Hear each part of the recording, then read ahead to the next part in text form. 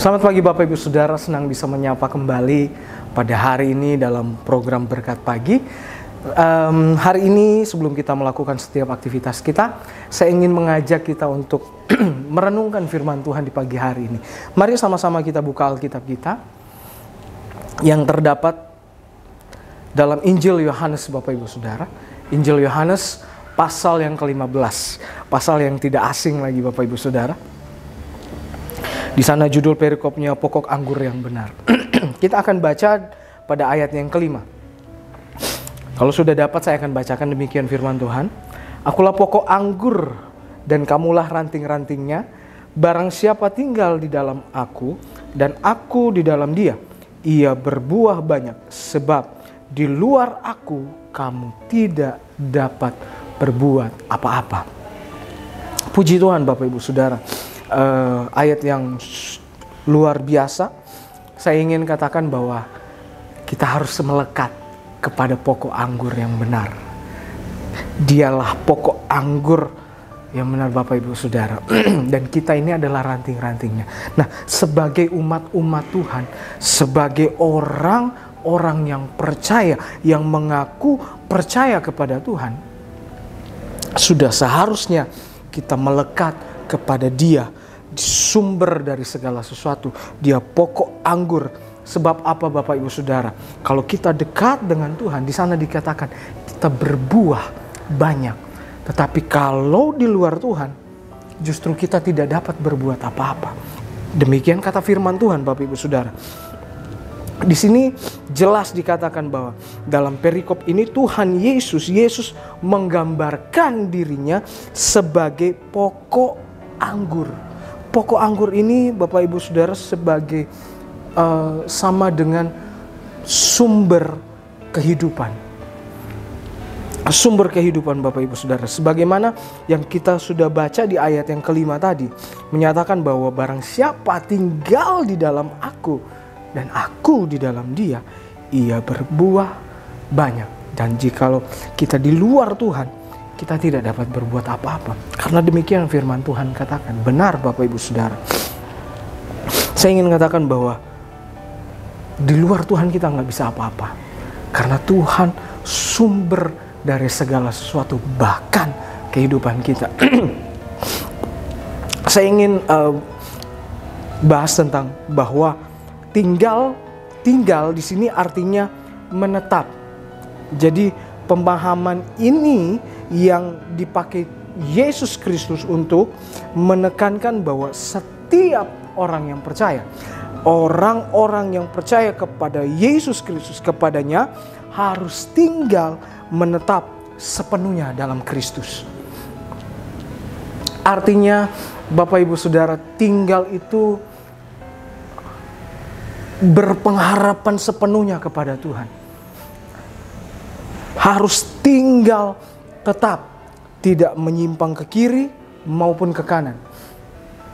Harus tetap di dalam Kristus, Bapak Ibu Saudara. Nah, tinggal sama dengan menetap. Nah, di sini dikatakan menetap ini Bapak Ibu Saudara, artinya selalu berada, selalu. Jadi saya akan tetap tinggal di sini. Jadi tidak akan kemana-mana Bapak Ibu Saudara. Jadi selalu berada. Nah, sebagai umat-umat Tuhan, kita harus selalu menetap atau berada pada pokok anggur yang benar, yaitu pada Yesus Kristus.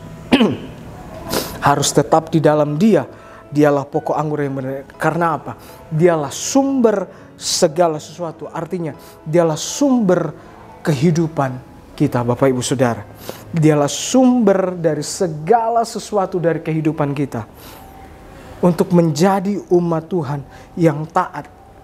Saya beri tema hari ini adalah tetaplah taat. Atau tetap taat Bapak Ibu Saudara. Untuk menjadi taat itu gak mudah Bapak Ibu Saudara.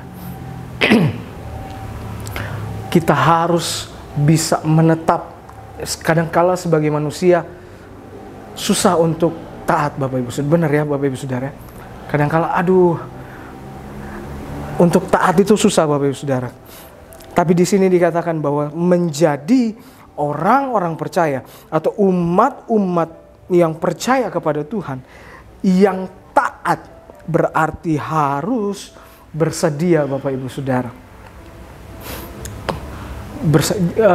Bersedia untuk apa, Bapak Ibu Saudara? Untuk memberi diri secara total atau berserah penuh kepada Tuhan. Bersedia untuk menghadapi segala sesuatu. Bapak Ibu Saudara, Tuhan tuh gak pernah janji kalau segala sesuatu bakal mulus-mulus aja. Ada satu pujian yang saya suka dengar bahwa Tuhan tuh gak pernah janji itu jalan tuh selalu mulus. Tuhan tuh gak selalu janji itu langit tuh selalu biru. Akan banyak hal yang akan kita hadapi. Tapi Tuhan katakan di sana, Tuhan sertai. Asal apa, Bapak Ibu Saudara? Asal kita tinggal tetap di dalam Tuhan. Itulah taat. Kadang-kala manusia susah untuk taat, Bapak Ibu Saudara. Karena ego mungkin, Bapak Ibu Saudara, atau merasa saya lebih kuat, saya bisa dan lain sebagainya. Tapi dikatakan firman Tuhan, di luar Tuhan kita tidak dapat berbuat apa-apa. Kita harus bisa menghadapi yang namanya segala sesuatu tantangan dalam hidup ini. Tapi percayalah, Tuhan senantiasa menyertai kita, Bapak Ibu Saudara. Nah, Bapak Ibu Saudara, kita mau belajar dari seorang tokoh Alkitab, Bapak Ibu Saudara. Dia seorang nabi, Bapak Ibu Saudara. Nah, dia adalah Yesaya. Nah, Bapak Ibu Saudara, bagaimana kita mau lihat bagaimana hamba Tuhan ini boleh taat dan melakukan segala perintah. Kalau boleh saya mau bilang, dia seorang hamba Tuhan, Bapak Ibu Saudara. Dia adalah seorang penyambung lidah Tuhan. Tapi bagaimana Yesaya sampai bisa taat? Saya ingin kita buka dalam Yesaya pasal 50, Bapak Ibu Saudara.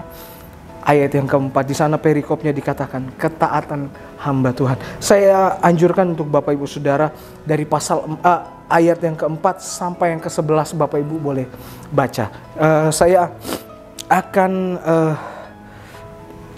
membacakan dari pasal ayat yang keempat. Di sana dikatakan, Tuhan Allah memberikan kepadaku lidah seorang murid, supaya dengan perkataanku aku dapat memberi semangat baru kepada orang yang letih lesu. Setiap pagi ia mempertajam pendengaranku untuk mendengar seperti seorang murid. Bapak Ibu Saudara, maaf, saya lagi sedikit pilek, Bapak Ibu Saudara ya. Di sini kita boleh melihat, Bapak Ibu Saudara, bagaimana dan apa rahasia dari seorang Yesaya sehingga Yesaya bisa memberi semangat baru, dikatakan di ayat yang keempat, kepada semua orang yang letih lesu. Apa yang menjadi rahasia Yesaya, Bapak Ibu? Yang pertama, di sini kita lihat, dia memelihara yang namanya hubungan dengan Tuhan. Untuk kita melekat kepada pokok anggur, Bapak Ibu Saudara, yang pertama harus memelihara hubungan dengan Tuhan. Bapak Ibu Saudara bisa baca dari 4 sampai 11, Bapak Ibu Saudara.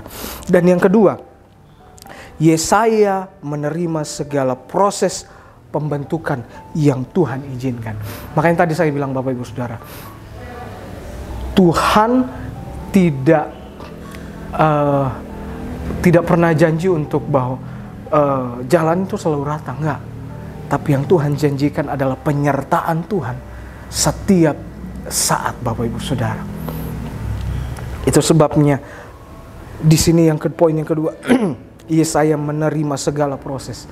Dari proses itulah membuat Yesaya menjadi orang yang kuat, taat kepada Tuhan, karena dia tahu Tuhan selalu menyertai Yesaya pada waktu itu, Bapak Ibu Saudara. Kalau Yesaya pun bisa, saya yakin saya, bahkan Bapak Ibu Saudara pun boleh sama seperti Yesaya, taat kepada Tuhan, melekat, bahkan menetap, tinggal tetap dalam Tuhan, tinggal tetap pada pokok anggur itu, Bapak Ibu Saudara. Biarlah kita menjadi pokok-pokok ranting-rantingnya yang melekat kepada pokok anggur. Bapak Ibu Saudara, Bapak Ibu Saudara mendengar firman Tuhan beberapa minggu lalu bahwa pohon anggur itu akan selalu dibersihkan. Nah, waktu dibersihkan itu begitu Bapak Ibu Saudara mulai digunting, mulai dibersihkan hal-hal yang tidak baik, itu proses Bapak Ibu Saudara. Kadang memang menyakitkan, tidak sesuai dengan apa yang kita inginkan. Tapi ingat, saat kita dibersihkan, artinya kita dibersihkan dari segala sesuatu hal yang tidak berkenan.